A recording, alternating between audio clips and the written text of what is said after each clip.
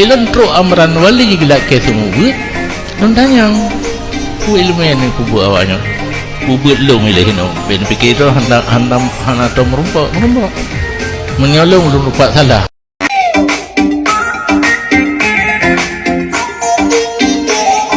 Assalamualaikum warahmatullahi wabarakatuh. Saudara Lun fi ayyi makan, semoga saudara sehat-sehat dan baik-baik saja.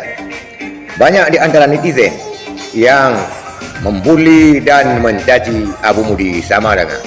Padahal Abu Mudi adalah seorang ulama karismatik Aceh yang sangat terkenal keilmuannya, bahkan pernah nyantri dan mondok lebih daripada 30 tahun. Mungkin karena Abu Mudi berseberangan dengan pola pikir daripada Abuya Amran Wali. Dan sebuah video ini juga mungkin sebuah faktor pecinta daripada MPDD dan juga pecinta daripada Abuya Amran Wali membuli Abu Mudi Samalanga karena ketegasannya melarang Abuya Amran Wali mengajar di Dayah Mudi. Kita lihat video daripada ketegasan Abu Mudi terhadap Abuya Amran Wali. Ilan tro Amran Wali gila ke semua nantanya ku ilmu yang ku buat awaknya ku buat lo milih no ben fikir tu hana to merumpak menyolong lu lupa salah awaknya hai tu pak salah du bedah du tebi aju. Tapi Abuya Profesor Abuya Jamal tanya mbak awaknya long pulang ban teuro gedang teuro duk naik bubuk oyang bubuk aju belum untuk cuti ge berade video ide buku solo video ide awaknya ge semua buat bengah bak jadual lu buat silakan jadualkan. Tapi Amran Wali pre-pre nantanya ku ilmu nenek ku buat awaknya bah belaka tunggu domnan raya daya nalong semua buat lam tu fa lam tu buat iya lam buat ku ilmu nenek ku buat awaknya yang ke kena balik dengan surah insan kamil Nabidin.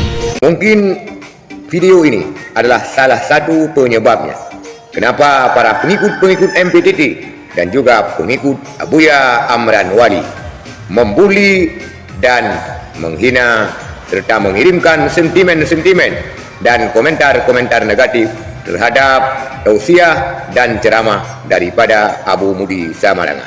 Kita kenal Abu Mudi Samalanga orang yang sangat alim di bidang ilmu fiqih, sehingga banyak para netizen yang hanya ikut-ikutan membuli Abu Mudi Samalanga, sedangkan ilmunya kemungkinan masih seujung kuku.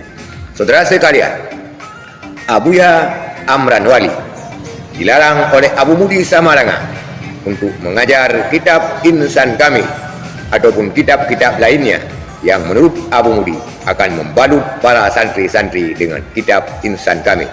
Tetapi apabila Abuya Profesor Abuya Nasir Wali, silakan saja, karena mereka sama-sama mempunyai prinsip di luar daripada prinsip dan keyakinan Abuya Amran Wali.